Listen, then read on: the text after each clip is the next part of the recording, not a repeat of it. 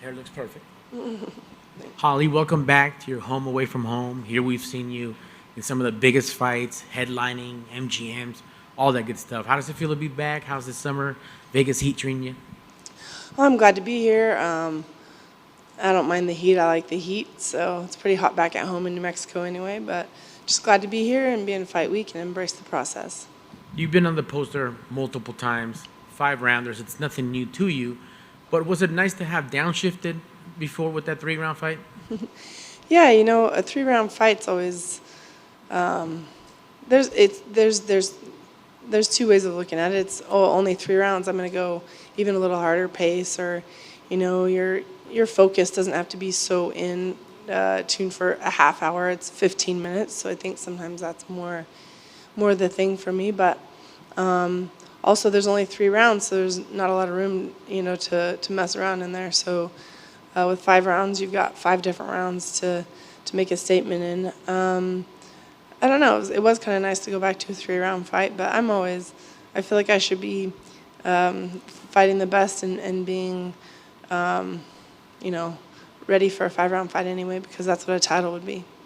Absolutely. And speaking of always staying ready and doing these big fights, it's a little dangerous. You've always taken the big challenges, but a 3 versus a 10, a lot of people wouldn't sign up for that. But you're a veteran. You've been in the game.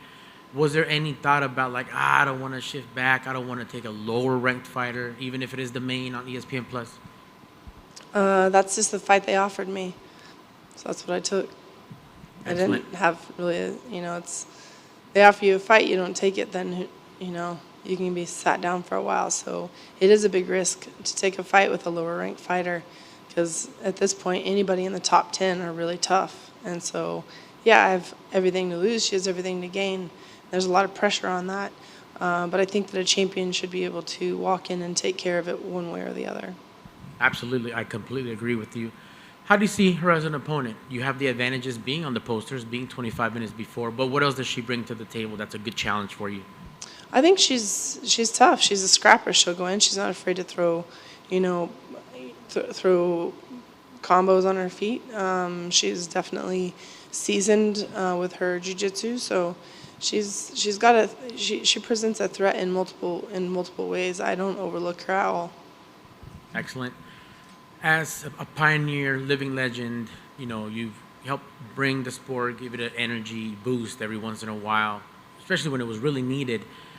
Amanda just retired. So thoughts on a former foe retiring, one of the greatest of all time, and also how that applies to you now being able to just be like, okay, now I'm going to just lead the division, maybe even get 2 belts doing it. I wish Amanda nothing but the best in her retirement. She's a champion that never dodged anybody. She fought everyone that challenged her, and not a lot of people really can sit there and say, yeah, I took on it. She fought everyone. I always wanted to be able to avenge that loss, rematch her, fight her for the belt, and that's not going to happen anymore. But I always felt that at this point I was one fight away from the belt anyway. So my goal is still the belt, regardless. And if she ever wants to come out of retirement, then maybe that could even happen then. Not every fighter stays retired, right? But I do feel like I'm one fight away from the title regardless. And even at 145 or 135. But I was excited to fight for the title even before she retired. But yeah, it does shake things up a little bit in the division because of it. Excellent. Thank you so much, and good luck on Saturday. Thank you. Hi, Holly. Hi. There's been some rumors that Ronda may return, some rumors at 135, 145. Is that a fight you'd be interested in, and would you prefer one of those weight classes over the other? I don't know if she'll really come back. I think, who knows if it's just talk. I know she's a very competitive person. There's a reason why she was an Olympian and a reason why she was a champion for so long. So I would absolutely revisit that fight. And at either weight, I think I don't really think that it's an advantage or disadvantage depending on the weight. I think that either one. We'll see if she comes back. I know she's been pretty busy with her life, and whatever she wants to do, more power to her. But if she comes back, that'd be great to fight again. When we spoke to your opponent earlier today, she mentioned that a few things. She said that she doesn't believe you have the courage anymore. I'm wondering if you could respond to that. I like that she thinks she knows what's on my heart. And then she also predicted that she's going to fight 5 rounds with you and then knock you out in the 5th round. I wonder if you could respond to that as well. Anybody can dream. Thank you. Yeah, Holly. The consensus is, Juliana Pena versus Raquel Pennington for the vacant bantamweight title. Do you feel like a win on Saturday, you leapfrog one of them and put yourself in there? Yeah, I don't see why I wouldn't. We're ranked 1, 2, and 3. I know that I've already had this fight scheduled since, before a lot of the shakeup in the division. But my focus is still Saturday night because that's all I'm promised right now. I need to get past that. But my focus needs to be there and present Friday night, and then see where we go from there. Your old pal Jon Jones came back and demolished Cyril Gane. I just wanted your thoughts on his performance and him coming back and just being Jon. He's got a very high fight IQ, and he's very he really handles a lot of big pressure well. So a lot of people were worried about him having time off, how it was going to be. But when he takes a fight, he's taking it with intent to win, and I think that's why he's always, kind of been able to win in these fights. He's a very smart fighter and a very talented fighter, so I don't think it was a surprise for him to come back and be able to win, dominantly. Awesome. Thank you. Do you think any win gets you that title shot, or do you think it needs to be a knockout? I know Myra was saying that she feels that only a knockout of you would be able to give her a title shot. Do you feel like any win, since you're a lot closer to the top, do you think any win propels you to that potential, or do you need a nice definitive finish of her? Her and I are definitely in different positions right now, but and that is the risk with taking a fight with someone who isn't ranked, as I. Like I said, she has everything to gain. I have everything to lose. So, a loss to her takes me a big step back and puts her a big step forward. I'm very aware of what's in front of me. But we still got this fight Saturday night, and the unknown is out there. I always am looking for a big win and win in big fashion. I mean, I don't even in the gym, I don't want to lose a single round to my teammates, much less when I'm fighting someone who's trying to take my spot at, and use this fight to, push themselves forward. So I have a big pride and an ego in a good way that it's competitive. But I always want to win in big fashion. But my goal is to go in there and just focus and take it round by round. And if it takes 5 rounds, it takes 5 rounds. And if it's sooner, it's sooner. And I know your style is very unique, a lot of movement. And when I tried to ask her if she was able to bring somebody in to try to mimic that style, she just referred that her current coach is the one that had to act as you. But do you think she's seen anybody with your particular style and break her down a little bit? Like, when it comes to her striking, do you think that she stands a chance against your striking? I mean, is she dangerous in striking? And do you think she was able to mimic you in training camp?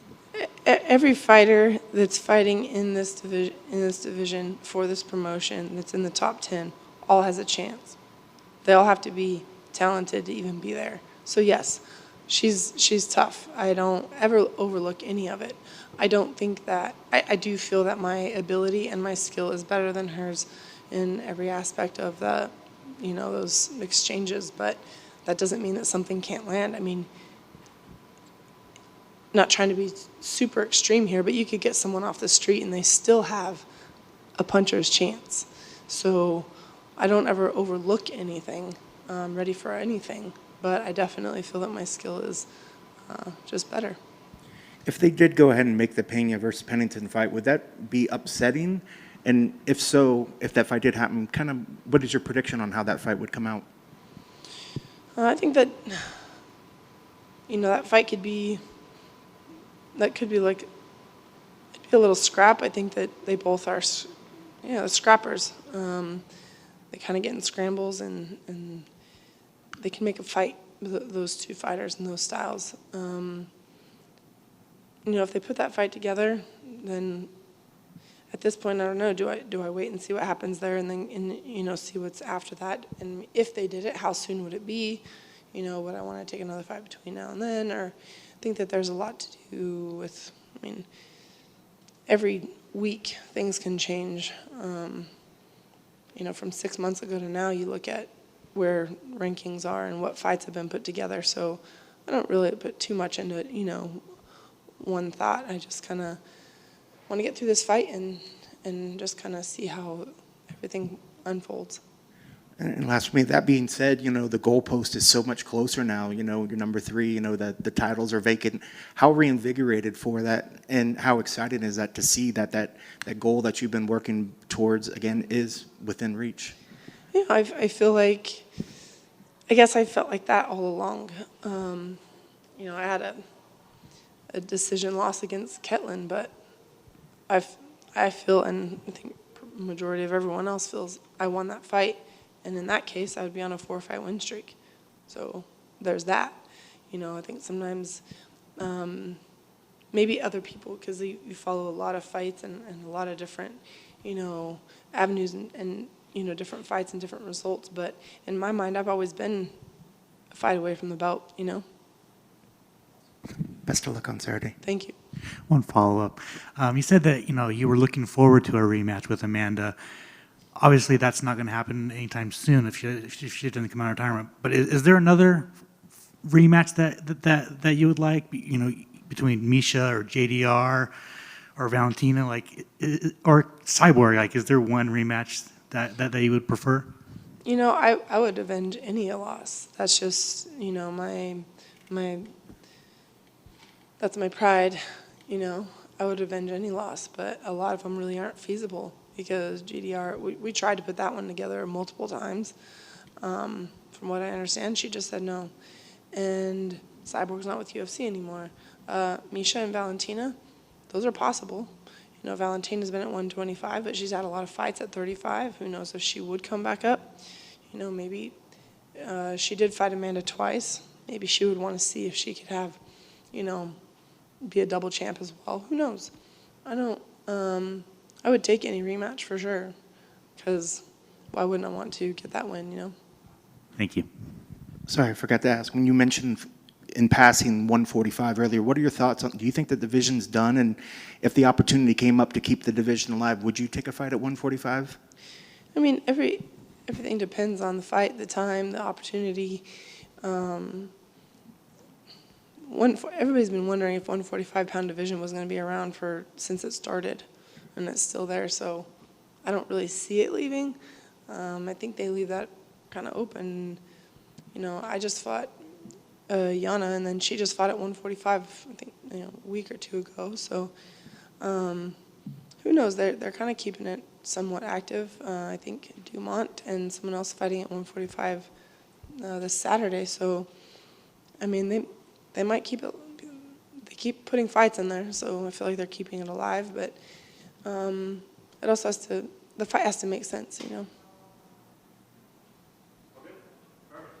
Thank you.